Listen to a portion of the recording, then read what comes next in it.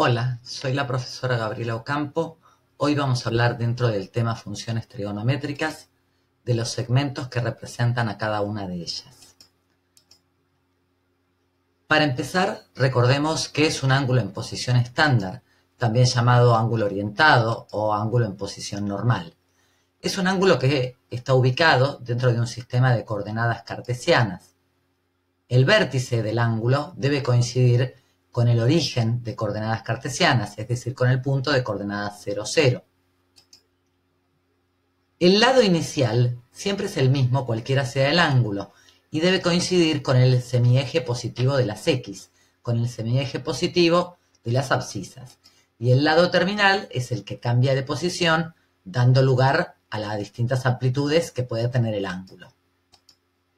Acá en el gráfico vemos en este de la derecha un ángulo orientado en el primer cuadrante. Su lado inicial es el que coincide con el semieje positivo de las X y el lado terminal está en este caso en el primer cuadrante. En este otro gráfico es un ángulo del tercer cuadrante. El lado inicial es el que está sobre el eje X, el lado terminal es esta semirrecta. En este caso es un ángulo con sentido de giro negativo, en sentido horario. Beta dice que vale, en este caso, menos 135 grados. Bueno, para poder ubicar segmentos que representan a las funciones trigonométricas, tenemos que hablar primero de la circunferencia trigonométrica. Recordemos primero qué es una circunferencia. Una circunferencia es el conjunto de puntos del plano que equidistan de un determinado punto que se llama centro. Que equidista significa que todos los puntos de la circunferencia están a la misma distancia del centro, y esa distancia es lo que normalmente llamamos radio. Dentro de las circunferencias hay una en especial que necesitamos para la parte de trigonometría. Es una circunferencia que tiene centro en el punto 0, 0, en el origen de coordenadas, y debe tener radio 1. Esas son las dos características que tiene que tener una circunferencia para llamarse trigonométrica. Tiene centro en el origen, en el punto 0, 0, y radio 1. Usando esa circunferencia vamos a poder definir segmentos que representen a las funciones trigonométricas. Cualquier ángulo que tomemos, cualquier ángulo orientado, vamos a poder determinar para él el punto P. El punto P es el punto de intersección entre el lado terminal del ángulo y la circunferencia trigonométrica. Ese punto P, como está dentro de un sistema de ejes cartesianos, va a tener dos coordenadas, X e Y. Por ejemplo, en este gráfico puedo calcular aproximadamente que la coordenada del punto X, la coordenada en X podrá ser aproximadamente 0,7. Recordemos que esta es una circunferencia de radio 1. Por acá tengo el 1. Y el valor de Y aproximadamente podrá ser de 0,6. Este punto P tiene coordenadas aproximadamente 0,7, 0,6. En este otro gráfico que tenemos acá abajo, tengo marcado un ángulo orientado que pertenece al segundo cuadrante. El punto P siempre lo ubicamos con la misma condición. La condición es que busquemos donde el lado terminal del ángulo corte a la circunferencia trigonométrica. No importa cuál sea el ángulo, siempre vamos a poder determinar ese punto P. Usando ese punto P, vamos a trazar por él una recta vertical, un segmento en vertical hasta cortar al eje X. Al tomar este segmento queda determinado un triángulo rectángulo que es el triángulo OMP, rectángulo en el vértice M. Si consideramos el ángulo θ dentro del triángulo rectángulo OMP, PM, el segmento PM, es el cateto opuesto, mientras que el segmento OM es el cateto adyacente. Y la hipotenusa es el segmento OP, que es el segmento que está opuesto al ángulo recto, M.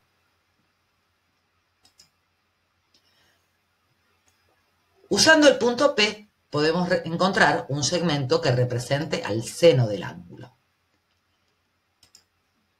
El seno del ángulo θ, cualquiera sea θ, lo podemos definir como el cateto opuesto dividido la hipotenusa.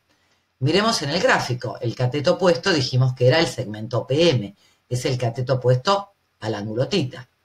Y la hipotenusa es el segmento OP. Pero ahora, si miramos un poco más, PM coincide con el valor que tenga la ordenada del punto P. O sea que coincide con el valor de I. PM es I, mientras que OP es el radio de la circunferencia. Entonces OP vale 1. Al hacer I dividido 1, obtenemos el valor de I. Quiere decir entonces que el seno de tita es el valor de I, es la coordenada I del punto P. El seno de tita es la ordenada del punto P.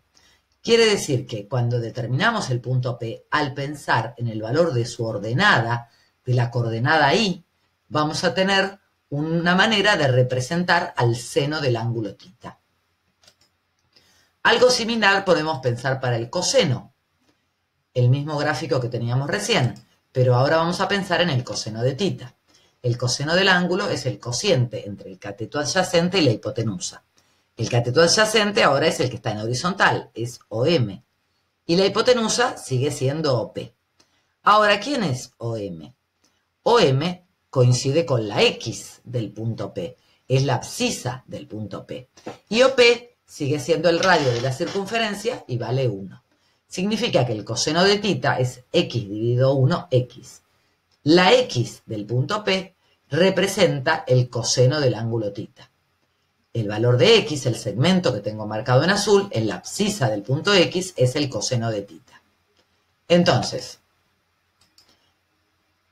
recapitulando para esta parte, cada vez que tengo un ángulo orientado, puedo determinar el punto P, haciendo la intersección entre el lado terminal y la circunferencia trigonométrica. Ese punto P, dentro del sistema de ejes cartesianos, tiene dos coordenadas X e Y. La X del punto P da el coseno del ángulo tita. La Y del punto P da el seno del ángulo tita. P de coordenadas X y me marcan los valores del coseno del ángulo y del seno del ángulo. Ahora vamos a encontrar un segmento que represente a la tangente de un ángulo cualquiera. Ahora, para encontrar un segmento que represente a la tangente, necesitamos trazar la recta de ecuación x igual a 1. La recta x igual a 1 es una recta vertical que pasa por 1, corta el eje x en 1. Tomando esa recta de ecuación x igual a 1, podemos encontrar el punto Q. El punto Q es la intersección del lado terminal del ángulo, de la semirrecta que sea el lado terminal, o de toda la recta que incluya, porque nos vamos a encontrar que en algunas oportunidades vamos a tener que pensar en toda la recta o prolongar el lado para el otro lado, tomar la semirrecta opuesta.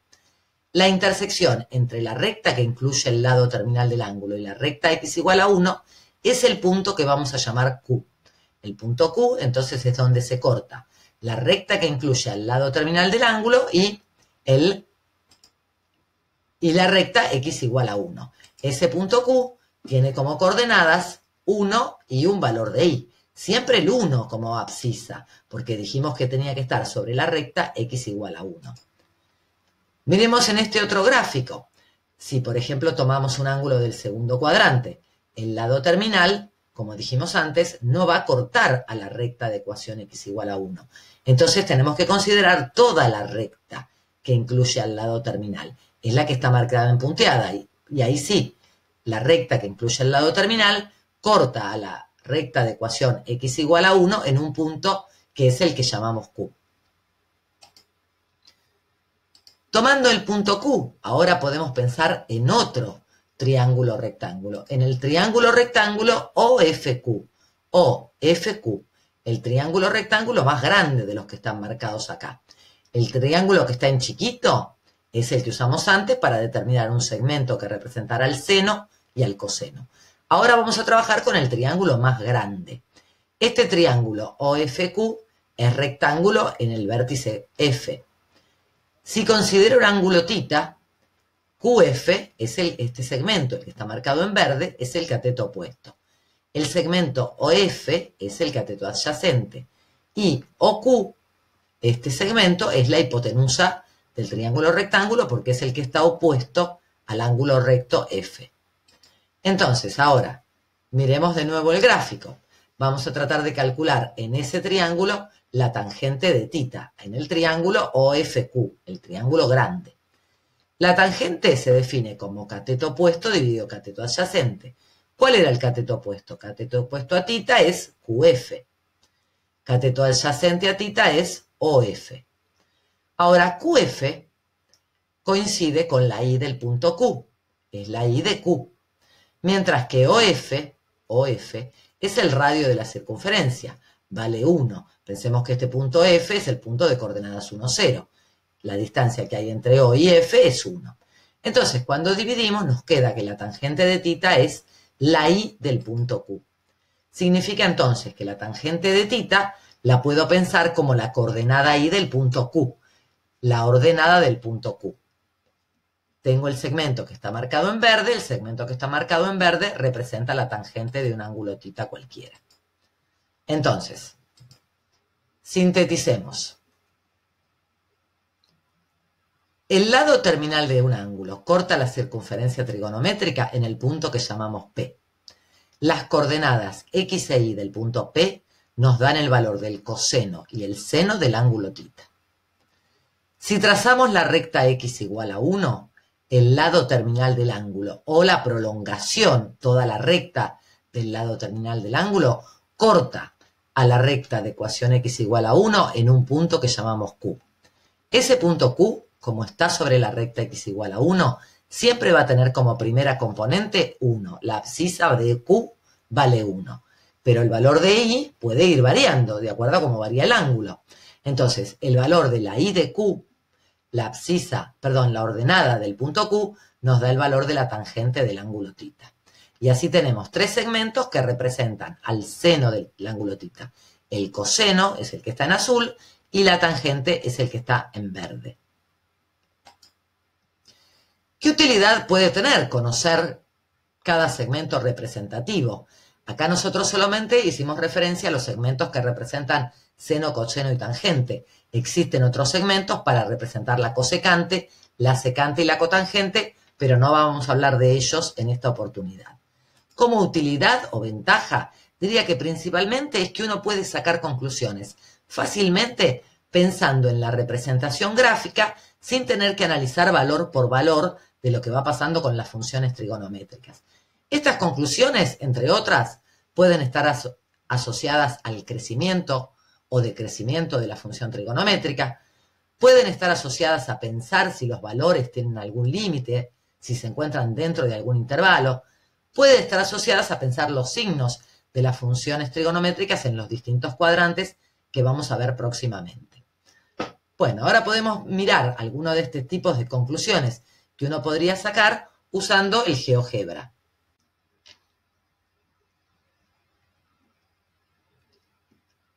En este gráfico del GeoGebra tenemos dibujados los segmentos de las funciones trigonométricas. Fíjense, hay un ángulo θ, que ahí donde yo detuve el punto D, como para que si ustedes manipulen, porque también les voy a acercar esta aplicación de GeoGebra, si ustedes manipulan y cambian de lugar el punto D, puedo ir cambiando el ángulo. Tocando D, puedo cambiar el valor del ángulo. Fíjense que ahí tengo representado en azul el valor del coseno y el segmento que lo representa. En rosa el seno. Y en verde, acá sobre la recta X igual a 1, el valor de la tangente. Entonces dijimos, uno puede sacar conclusiones acerca de cómo varían las funciones. Por ejemplo, miremos el segmento que está en rojo, el que representa el seno. Para un ángulo chiquito, lo voy a hacer por ahora, porque todavía no trabajamos tanto ángulos en otros cuadrantes, para un ángulo que sea agudo, que esté entre 0 y pi sobre 2, entre 0 y 90 grados.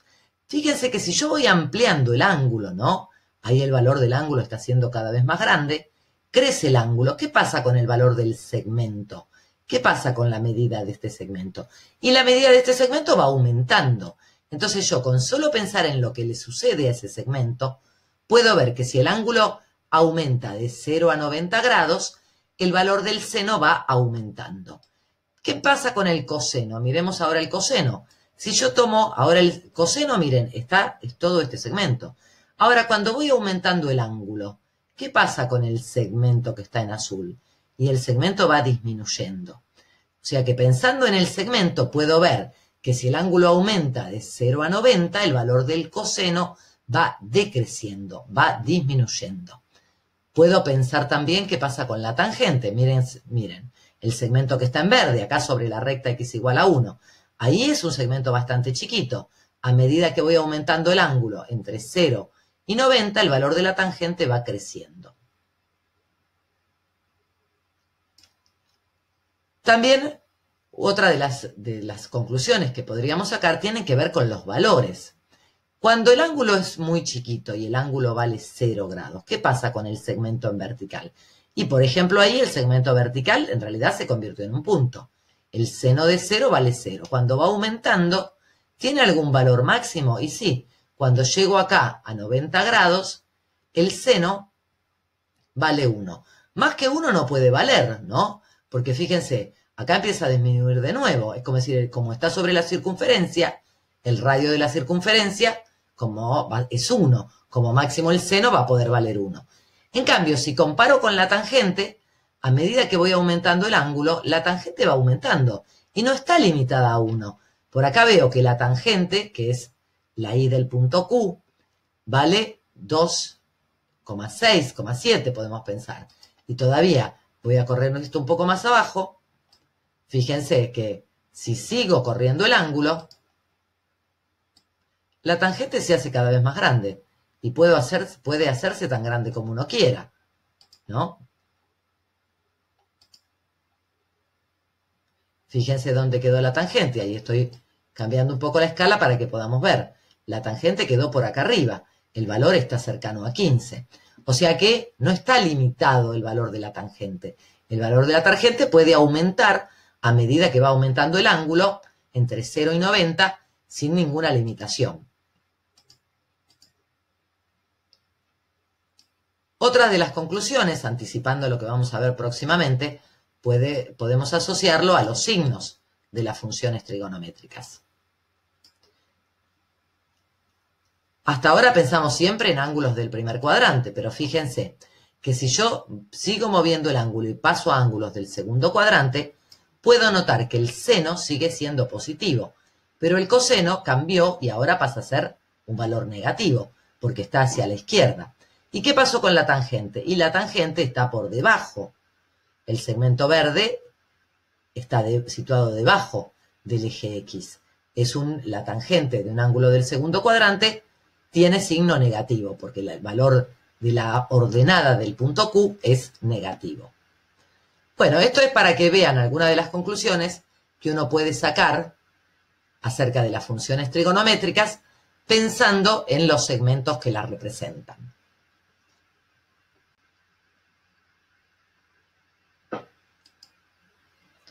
Bueno, espero que esta explicación les haya servido.